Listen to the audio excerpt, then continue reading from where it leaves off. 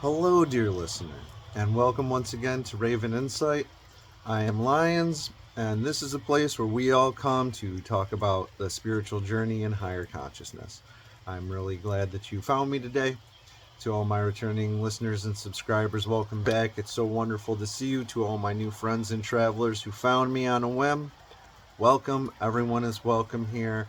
This is a place where we're just going to talk about life. We're going to talk about the spiritual journey, specifically mine. I never put myself out there as some huge authority or that I'm like got degrees and credentials in this, because I don't. I'm just a seeker myself, someone who found himself on the journey unintentionally, and I'm just trying to figure out what it all means. And as I do, I hope to present it all to you so that if you're going through the same thing, you know you're not crazy, and this is really one of the coolest things you can ever do in your life, right? Okay, so what are we going to talk about today? Today, I actually have a topic I wanted to talk about for like 3 days. I've been a little busy all weekend, so I haven't had a chance to get to it. But now that I'm here now, I'm really eager to get going. So here's the topic du jour. It's what I call performative pain. I don't know if this is a psychological term or not. Like I say, I'm not educated. I took Psych 101 in college, but I'm not a social worker. I'm not a psychiatrist. I can only speak about the world from my own personal experience out. And when I experience these difficulties in my life, when I get in tune with that inner self, like I've been talking this whole time about finding that true emotive inner self, right? And when I get in that place and I try to listen, I find different experiences, different pains, different things in there that they're unnamed. And when they are unnamed, they have this weird mystical hold over you. It's sort of like in those old stories about like demons and stuff. Like if you know the demon's name specifically, you can send them back to hell, right? It's sort of the same thing. When you have trauma inside you that's exhibiting itself in some sort of behavior of whatever kind it may be, you got to see what it is and really feel and experience it. And as best you can, name it, say what it is. And this is one that I deal with personally a lot. And it's something I've noticed in myself, and I notice it in other people. And it's one of those topics that just got in the back of my mind. Like I say, there's a million things I could talk about. And perhaps there's more about the journey and the process that I could pick up off on from my last videos. But there's just something in my mind that I got to talk about this today. So for whoever wants to hear it, this is what performative pain is to me. This is what I'm calling it. It's a subset of projection. Now we know, like, again, in the modern zeitgeist, it's very in vogue to call people narcissists. But we see with narcissistic behavior, people often project and say, you're doing this to me, like you've been cheating on me, when you're not. It's something that they are doing, but they're saying that you're doing it. Some folks get so focused in their own head that they project their thoughts, their feelings, their emotions, their motivations onto other people. And you always have to remember, everybody's unique. Everybody does things different. Everybody sees things different. Everybody's had a different life experience. So no matter how well you think you understand somebody, their motivations are going to be slightly different, even if it's a nuance, than you believe them to be. Still, many of us see the world from ourselves out, and it makes sense why we do it. I mean, what other point of reference do we have? We haven't lived our life as other people, unless you believe in reincarnation and you're in that samsara cycle and you're in tune with your past lives. Then maybe you have had these experiences before that you can draw out of. But short of that, average person working in 2025 America in an office job isn't going to have that level of spiritual connection to their past existence, right? So what we're going to want to do is say, well, this is how I see the world, therefore that's how others see the world. And so people often project their insecurities out. Now, we know folks do this. What I'm talking about is a very specific and narrow lane of this. And it's what I call performative pain. Okay, you said this 3 times, Lions. Get to the point. What is it? It's that thing when you are hurting inside and you're unable to communicate it to other people. So rather than sit there and take a moment, be comfortable with your emotive self, experience the pain, and put a name to it, and understand what you're doing, you lash out. You're just a jerk. You're cranky. You get into a mood, right? And we all do this. And the worst thing is, we do this to the people who are nearest us. You always hurt the ones you love the most. It's one of the funniest things about humans, right? If you said to somebody, would you voluntarily hurt your parents? Would you just go up and hit them with a hammer? I mean, some people don't have good family relationships, so maybe. But with a grain of salt, on average, the major curve, right? Or your children, or somebody you love. Would you intentionally just go up to them and just smack them in the face for no reason? Would you just go up to them and stick a knife in them for no reason? Of course not. You love them. And you're like, well, why would I ever consider hurting somebody I love? But don't we do that to each other literally every day? And so I'll just think of typical innocuous examples that I'm sure we can all understand. Housework, right? Chores. Everyone, one of the things I think most people miss in relationships when they're getting together. Yeah, there's physical attraction. Yeah, there's goal alignment. Maybe you have educational alignment. Maybe you're into the same hobbies, the same things, blah, blah, blah. But before you get married, be sure you can live with the other person.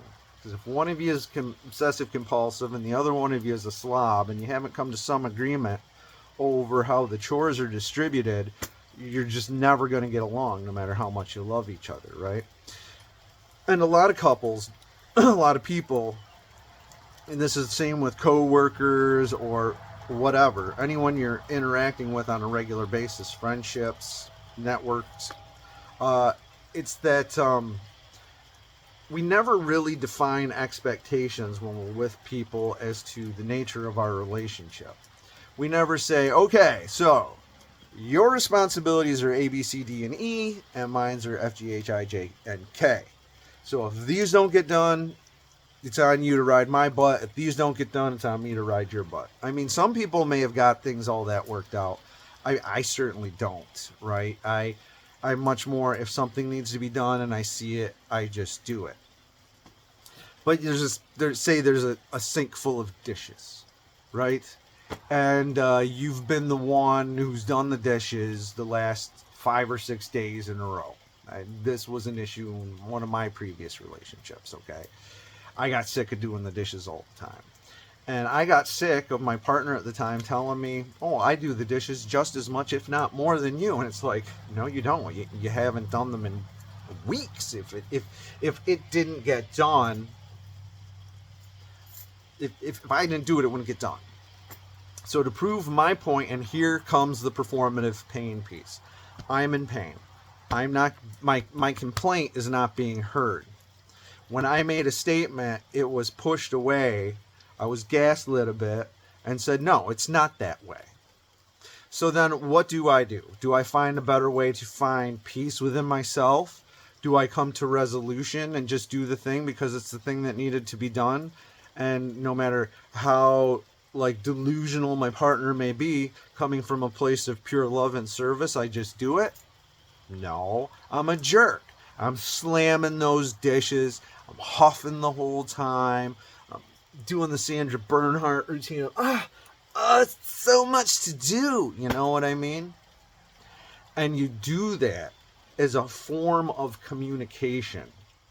That's your inner self trying to reach out and scream, will you listen to me? Okay? That's what performative pain is. It's those times when we're not outwardly aggressive. It's very subtle. But we're in pain over something. And for whatever reason, we're not communicating it. Either we're afraid that it's going to offend the person we have to tell, like be it our partner, our children, our coworker, like I don't want to tell my boss he's doing everything wrong. You know what I mean? So then what happens? Well, maybe you act more stressed in the office, right? Maybe you complain to your coworkers. Now you're performing all of these actions as a means to try and communicate your inner pain. And the issue is we all do this. And so when everybody does this, okay, in the world, we're getting a lot of this. And again, it comes down to energy.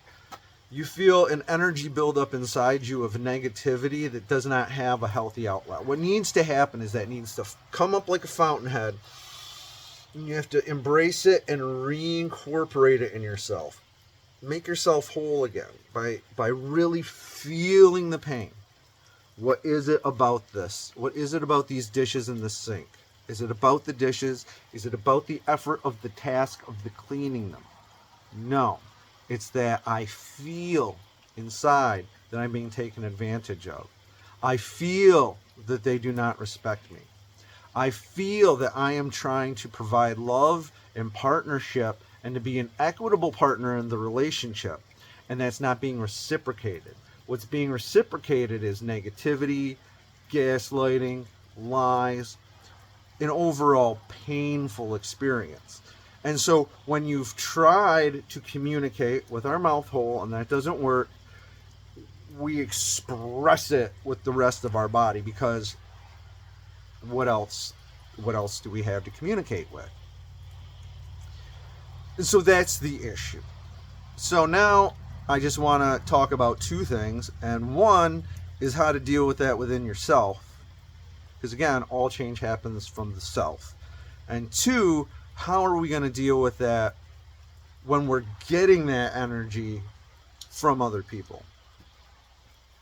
So again, you have the control of yourself. It's like the Stoics and Marcus Aurelius, you know? It's like, is it something you can control? Then do something about it. If it's not something you can control, you gotta learn to let it go. Okay? But when you feel this, now it's our time to do what we can control. And what can we always do? What did I tell you we can always do no matter what the circumstances? If you're alive, there's one thing you can do, and that's breathe. We're going to breathe, we're going to meditate, and we're going to feel, okay? We're going to breathe that air in through the nose, holding it down into our lower lungs. It feels like our belly, but it's our lower lungs. Exhaling out through the mouth. Again, envisioning that light energy coming in through our bodies, either gold or silver threads that come through us, replenish us, cleanse us, and we exhale the dark smoke and ichor of the exhaustion and the evil and the carbon and everything that's built up in our body like smoke. So pure cleansing light in, and we just extinguish through the visual of smoke all that badness. Just get it out of your body. Get it out of your body. And get to a point of deep quiet and sit with it. You're often going to hear people on the spiritual journey, philosophers, etc., psychologists, they're going to say, sit with it. And I mean, you can walk with it too. Walk with it in the woods, but you got to sit with it. And in that, sitting is a very passive action. You're not going to want to deconstruct it. You're not going to want to rationalize it. You're not going to want to put all this psychological or linguistic terms. Just feel it. Just feel how it sucks. And you'll be able to put your own words to it. And you're going to eventually get to a point with those dishes or whatever the task is, where you're like, look, I got to come to some resolution here because I'm not comfortable with it. I value myself, and I have enough pride in myself where I recognize I may be a servant and I am willing to serve for the benefit of the relationship, but I'm not willing to be a slave to it. I'm not willing to have my emotions disregarded, because that's not a true partnership. And so that's the kind of thing that can cause couples to divorce or split up. And on a surface level, it's like, what did you break up over? The dishes. Oh, well, that seems kind of petty. But it's not about the dishes. It's about the deeper emotional connection. It's about having a partnership with a partner. If you don't have a partnership, you don't have a partner. So there's got to be a give and a take. There's got to be an understanding in the relationship of what each person's expected to bring to the table. And that happens through effective communication. And we're not all going to sit down there with a contract on our first date, go, okay, you're the bed maker, got it. I'm the tub cleaner. You got the toilet? Okay. I'll do the sink. Okay. I'll do the dishes, do the lawn. Okay. Garbage night. We'll alternate. Okay. If you're that good, you're probably going to have an easy life and you have wonderful communication skills, but most of us aren't. We're always going to want to be adaptable, but we don't want to be taken advantage of. So just stay true to yourself. Understand what is causing that pain. It's not the dishes. It's not the cleaning. And then you'll be able to then articulate it better. Once you've sat in it and you own it and you've experienced it, when you're ready to communicate it out, that's when you're like, when I have to do these every night, and I know you say you do, and if there's a disagreement there, why don't we put a log right above this? Because, it's hard. We're both busy day to day. Maybe you just forget or don't see the data. Maybe when we do dishes, we just put a check mark next to our name or whatever, just so there's a visual thing so you can see it, so that you really know. Maybe I'm doing them so fast, you just don't realize how often I do them. But if that partner is not willing to bridge the gap, and if they're still, nah, well, yeah, I do the thing, you don't do the thing, whatever, lies, blah. That's your warning, man. That's time to go, because it's not ever going to get better. Why are you going to stay with someone who doesn't respect you? Now, I get it. Before you found my channel, you were lost. You were half a person. You hadn't started your spiritual journey yet. The only reason you found me is because you're on the spiritual journey. The universe says, hey, why don't you listen to this guy? Because you may be a little crazy, but I've been feeding it to him and it might speak to you, right? So when you got with this person, you weren't as enlightened as you are now. You were less of a person than you are now. Congratulations on your growth. But perhaps you were an incomplete person back then. And perhaps you got with an incomplete person, and now you have two incomplete people together and they're not meshing.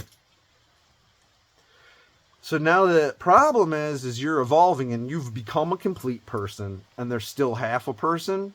Now you're starting to respect yourself again, and you're starting to have that self-love, and you're starting to love yourself enough to say no occasionally, or stand up for yourself occasionally, communicate more directly occasionally.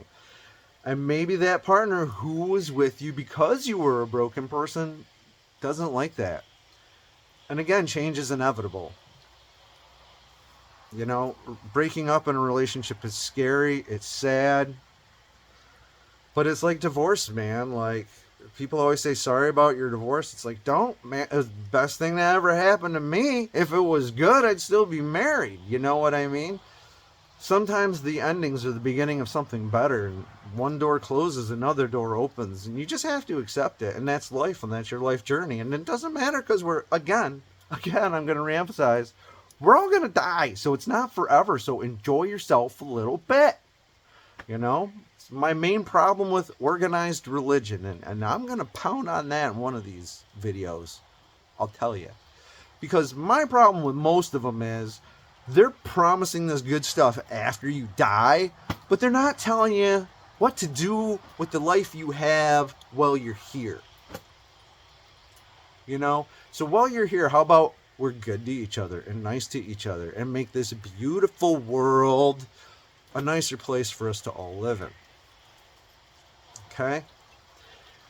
So when you're experiencing that in yourself, take a moment and take a breath. Don't automatically be crappy to your loved ones. Before you're snappy, before you lash out, before you've had enough, sit with your emotive self get into a place, figure out what the feeling is, put good words to it, communicate it out, take it from there. And you may have to have an adjustment based on the output, and that's okay. That's just life changing and life continuing on and the way things are. But now I'm going to say about the opposite side of it. What do you do when people do that to you? I mean, we've all had this, like people just act crappy to us out of the blue and we don't know why. And we don't know why. We're like, what does this have to do with that? You're complaining about X. And it's like, who cares? Like, that's the dumbest, most pettiest, stupid thing ever. But what you didn't see is that's the straw that broke the camel's back. That you're actually either, and you might not even, you might be doing something that is agitating them. They might have somebody else agitating them. They might be going through their own struggles, their own journey that they can't put words or articulate on. And they're in a bad place inside. And they, much like children who have tantrums, don't know how to articulate the feelings into constructive words that can then be communicated out. So they're lashing out at you. And it's hard to know what to really do in this experience other than be quiet, sit with it for a moment, try not to take it too personally, especially if they're just being crappy and they're like, it's not about you, it's not about you. It's nah. You always think it's about you because we're all narcissists to a certain degree. That ego is taking control of us constantly and saying, if they don't tell you, it must be about you. Have the fear inside. And, you know, it might be, it might not. I mean, maybe they had some blood in their urine this morning. They're just being a little weird about it. Like, you know, maybe their cousin murdered somebody. Maybe, like, who knows? You don't know. And so you have to treat everyone with kindness and the benefit of the doubt and breathe it through. If it's a pattern and it happens all the time, well, then, you know, maybe you're realizing that this person shouldn't be around you or they're not constructive in your life. Or maybe that is because it's given you the opportunity to notice the pattern that they themselves can't see, and maybe the reason why you are in their life is to be the messenger that tells them, did you ever notice every time this happens, you act like this? What's up with that? And they might, I've had people go, you know what, now that you mention that, I do act like that. Because the funny thing is, a lot of us are just going through life, and a lot of us aren't taking the effort when we have these things happen to us to really dig in and go, why? We're just like, I'm mad today. I don't know why. It's the weather. It's the news or something I heard, or I stubbed my toe. No, you got something deeper going on inside psychologically, and it's a boiling kettle that's about to spill over, and it's building up, and then some innocuous frustration happens, and bang, everything explodes, and that's what it is. And so how to cure it for the world? Again, it's for us to all be more centered with ourselves, be more comfortable with ourselves, be more loving with ourselves, be more at peace with ourselves. The more at peace and comfort you have in yourself, the less fear you have. The less fear you have, the less anger you exhibit. The less anger you exhibit, the less people are going to be reactionary to that anger. So again, whenever you experience performative pain, whether it's something that you're generating or something you're experiencing, the best advice I can give you is take a breath and look for the deeper underlying cause through feeling. Humans are highly irrational. We're feeling beings. Understand the logic of the irrational. Understand that the reason they're crying today is because something happened to them in the second grade. And unless you really know somebody, know their history, you're not going to be able to connect the dots like a psychotherapist might, who's had a lot of sessions and the time to dig into the history and the backstory.